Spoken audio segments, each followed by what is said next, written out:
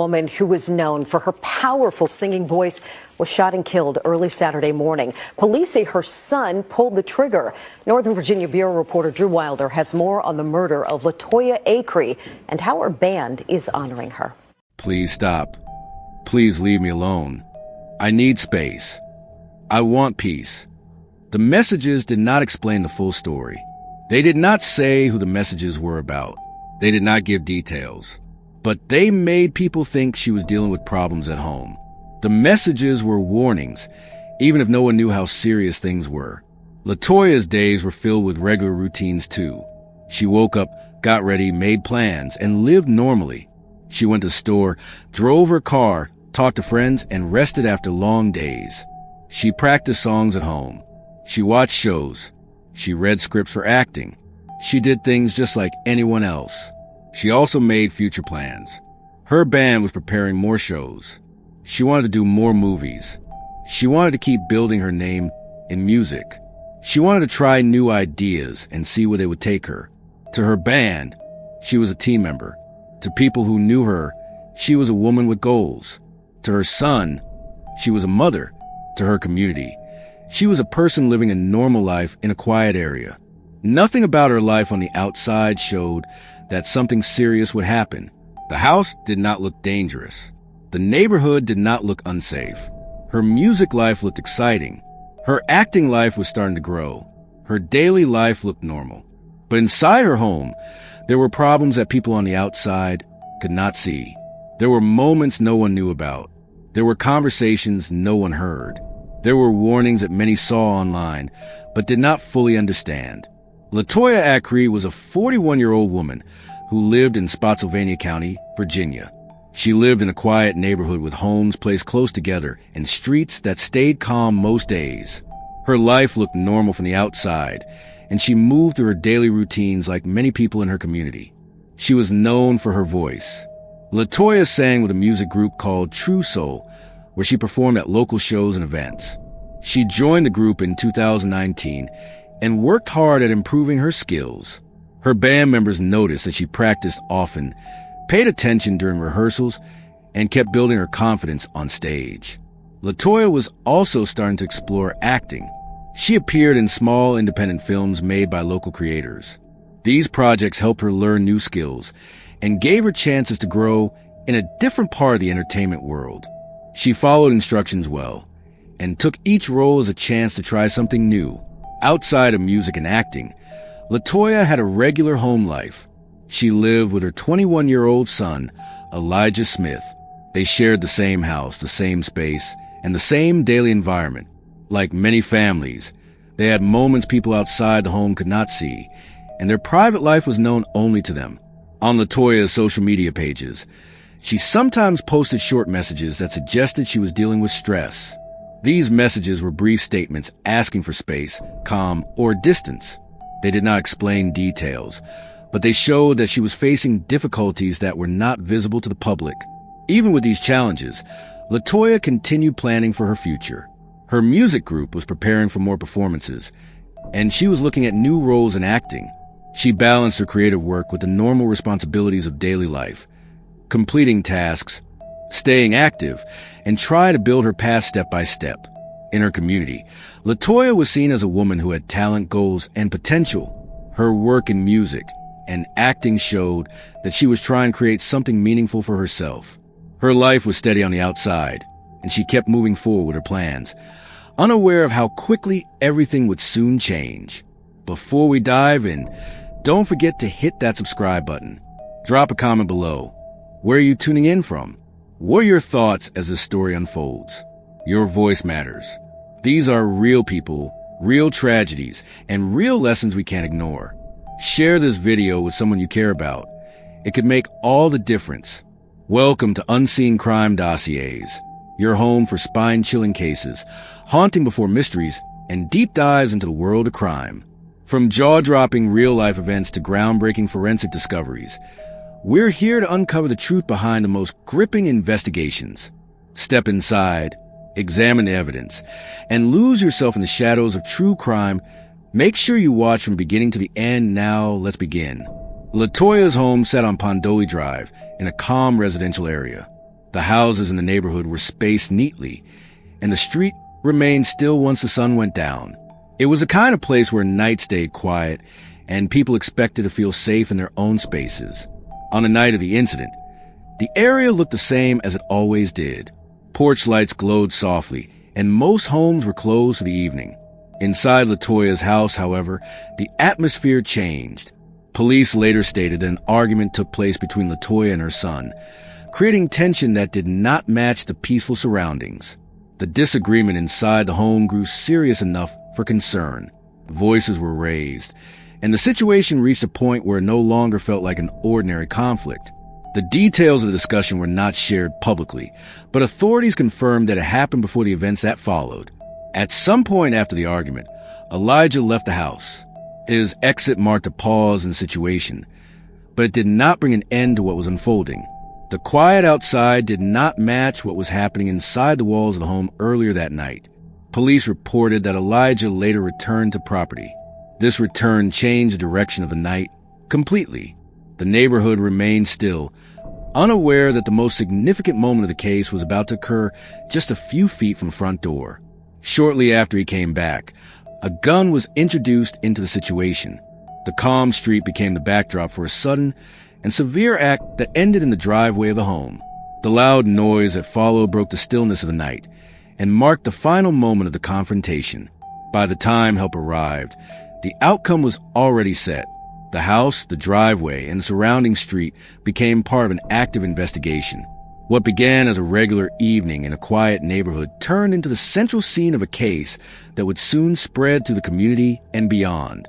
When deputies arrived on Pondoli Drive, they found a situation that required immediate attention. Emergency lights reflected off nearby houses as officers moved toward the driveway of LaToya's home. The area that was normally quiet now became an active response point for law enforcement. LaToya was found lying in the driveway with a visible injury. Officers checked for any signs of life, but the scene showed that the gunshot had caused a fatal outcome. The driveway that once served normal daily routines was now marked off, with police tape and evidence markers placed carefully on the ground. The street started to fill with more units from the sheriff's office. They worked to secure the location, keeping people at a distance while they documented everything they observed. Each step taken by investigators was slow and controlled, allowing them to record details that would later be used in the case report. Neighbors began coming to their windows and porches as the flashing lights continued. Some stepped outside but stayed behind the tape as instructed. They watched silently as officers marked shell casings, photographed the area, and inspected the ground around the vehicle parked in the driveway. Within minutes, investigators began the early stages of examining what had taken place. They measured distances, examined footprints, and noted the positions of each item around the scene. Every piece of information was added to their logs to help form the timeline of events. Medical personnel arrived after law enforcement, but they were unable to provide any assistance due to the severity of the injury. Their role was limited to confirming the condition of the victim before stepping aside for investigators to continue their work. As the night continued, the once ordinary driveway became the central point of a developing investigation. Officers remained focused on preserving the area, collecting physical evidence, and preparing the information needed to move the case into its next stage. The day after the argument, the tension inside the house grew heavier. Tawanda moved quietly, trying not to be noticed. She felt like every sound she made was too loud. The man watched her closely, his eyes sharp, as if waiting for another excuse to explode. She kept her face calm, but inside, her thoughts ran like storms. She feared another outburst, another slap, another terrifying moment she could not control. Later in the afternoon, Tawanda stepped outside for air. The cold breeze felt different on her skin, almost like a warning. She kept replaying his words from the night before. None of it made sense, yet all of it scared her. She realized something was shifting inside the home. The violence wasn't random anymore. It felt planned, almost waiting for the right moment. She tried to shake off the thought, but it stayed with her, heavy and real. When she returned inside, she checked on her daughter, who sat quietly in the corner, drawing circles on a piece of paper. The child didn't understand everything, but she felt the change too. Children always feel silence before they understand danger. That realization cut through Tawanda more deeply than anything. She didn't want her daughter to grow up scared of footsteps, voices, or shadows. As evening came, he stayed oddly calm, pacing around the living room with his phone in his hand. His calmness frightened her more than his shouting. He looked like a man who had made a decision and was simply waiting for time to catch up. He barely spoke to her, only staring every now and then, as if he was thinking about something she couldn't see. Tawanda made dinner slowly, her hands shaking each time she heard him shift in his chair. She tried to keep her mind steady, telling herself that everything would be fine if she stayed quiet and careful. But deep down, she knew that fear never protected anyone. It only delayed what was coming. Night fell fast, covering the house in shadows. The silence inside grew sharp, almost painful. Tawanda lay awake on the edge of the bed, listening to every sound around her.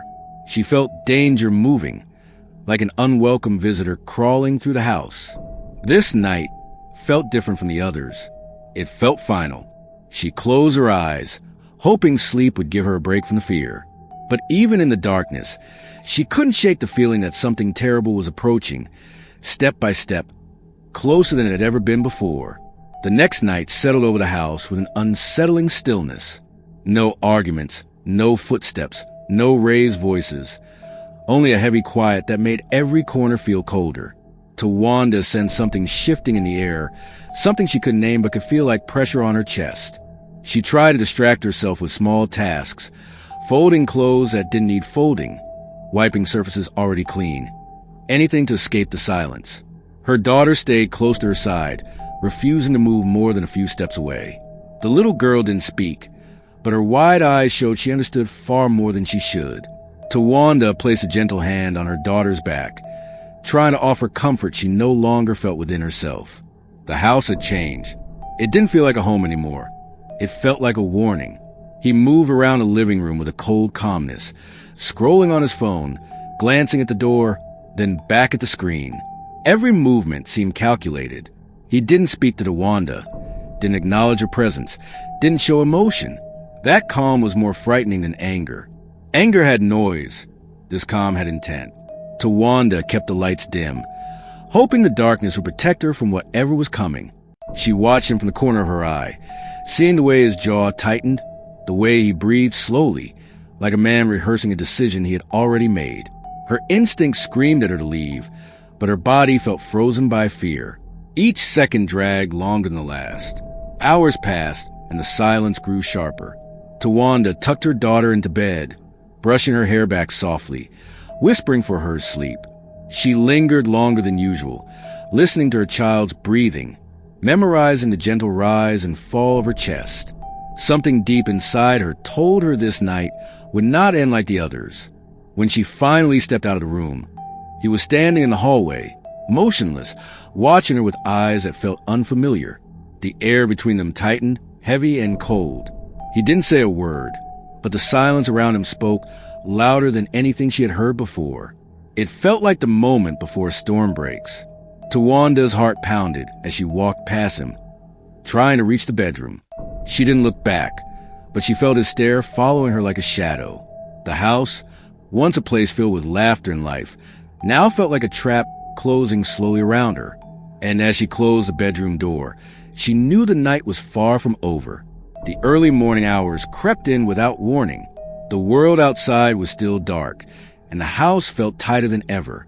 Tawanda barely slept, resting only in short bursts as her mind stayed alert to every sound.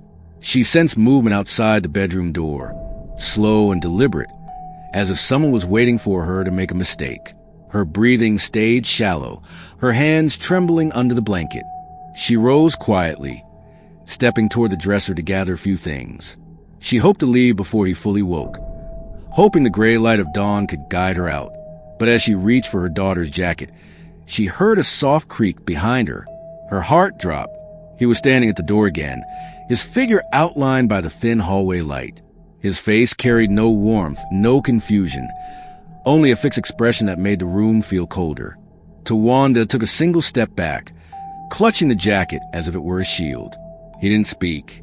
He entered the room slowly, closing the door behind her with a soft click that echoed through her chest.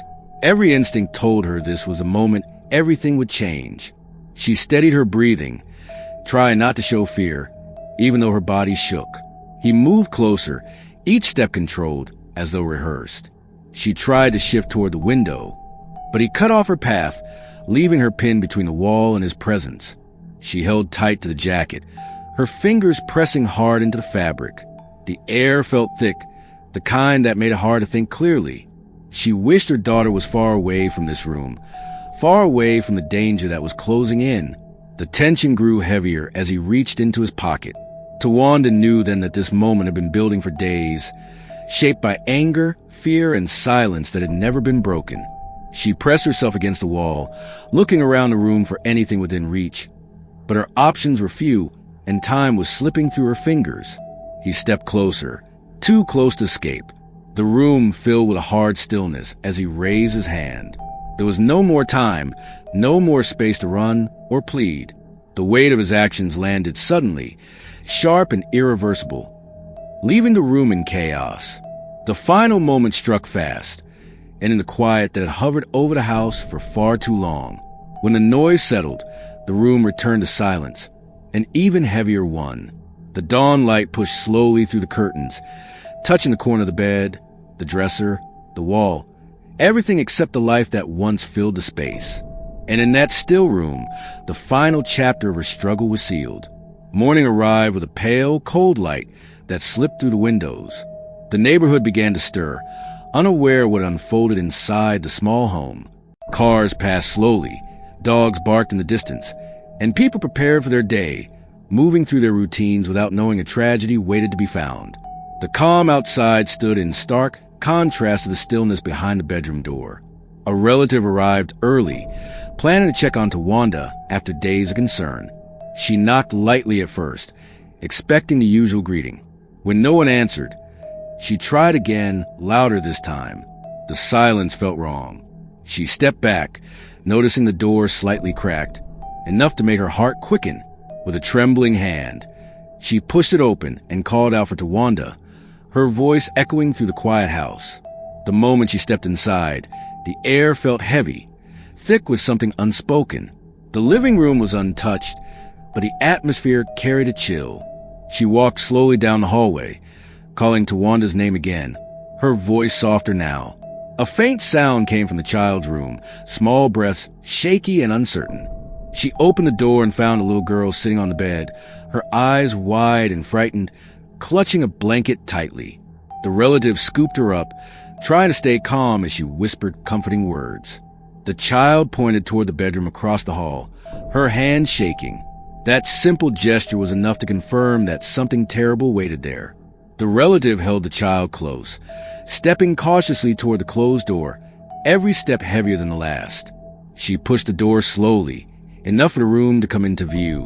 What she saw inside made her freeze. The scene was still, cold, and final.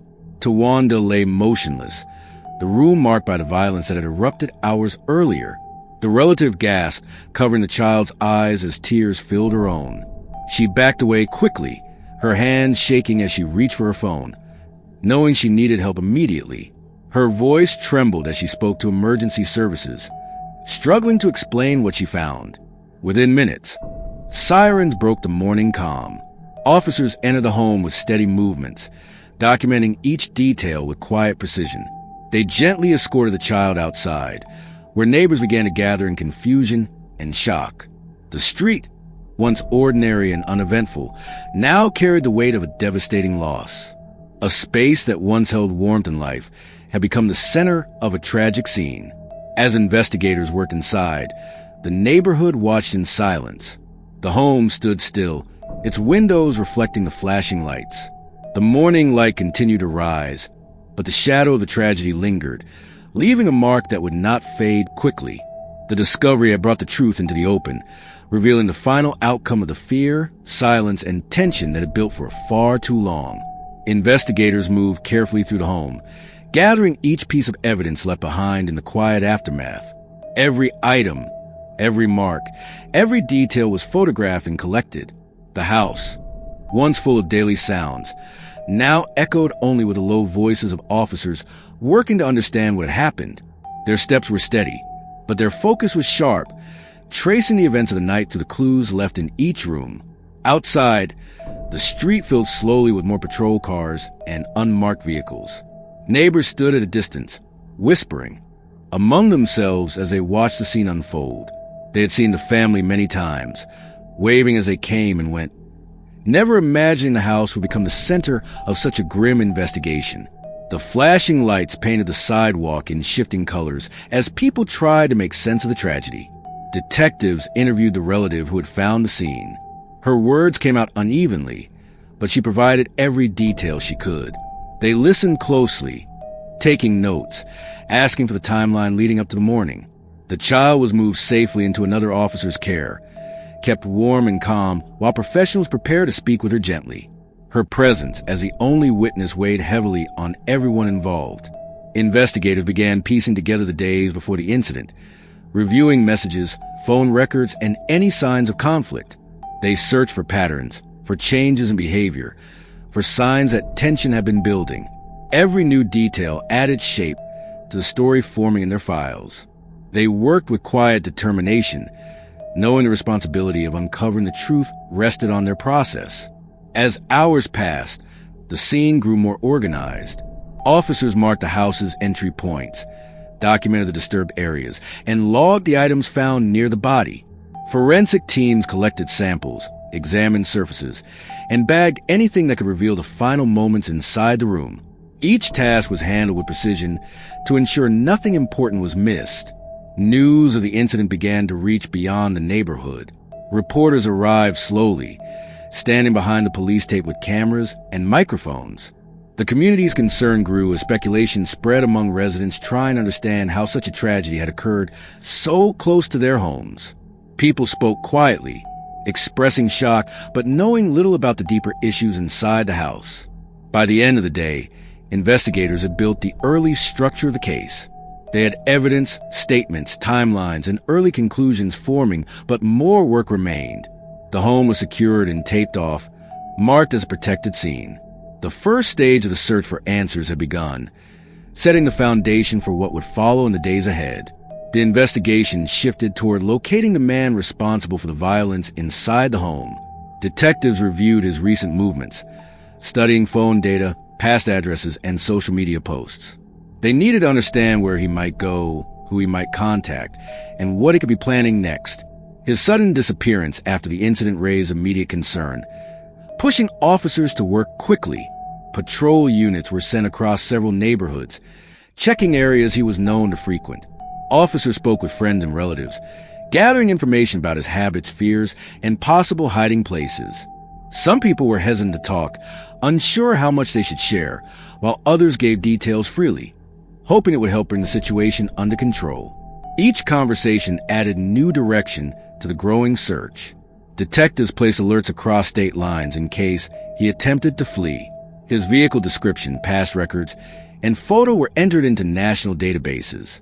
Highway patrol units were instructed to stay alert for any sign of him.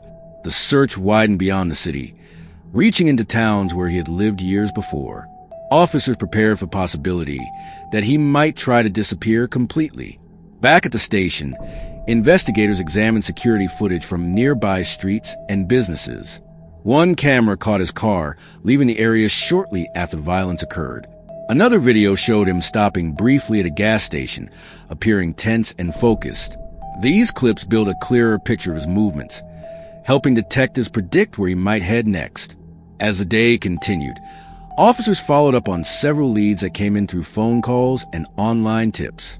Some tips led nowhere, while others opened new paths to explore. Detectives cross-checked each one carefully, knowing that even the smallest detail could guide them closer to his location. The pace of the search remained steady and controlled. The community watched closely as updates began circulating online. People shared posts, warnings, and information, hoping to support the search. Residents locked their doors, stayed alert, and followed instructions from law enforcement.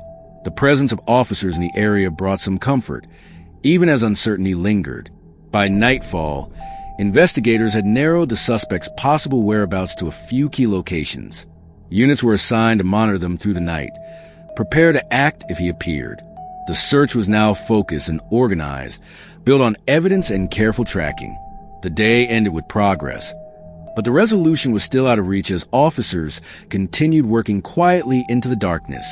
Here at Unseen Crime Dossiers, we're driven by a mission to uncover hidden realities, honor forgotten voices, and keep their memories alive. If this story made you pause, reflect, or feel something, there's more coming that will challenge you even deeper. Make sure to hit subscribe, tap the like button, and turn on that notification bell so you never miss a case. We're dropping new episodes regularly, and trust us, what's ahead is even more chilling. Before you go, we want to hear from you. What moment hit you the hardest? Drop it in the comments.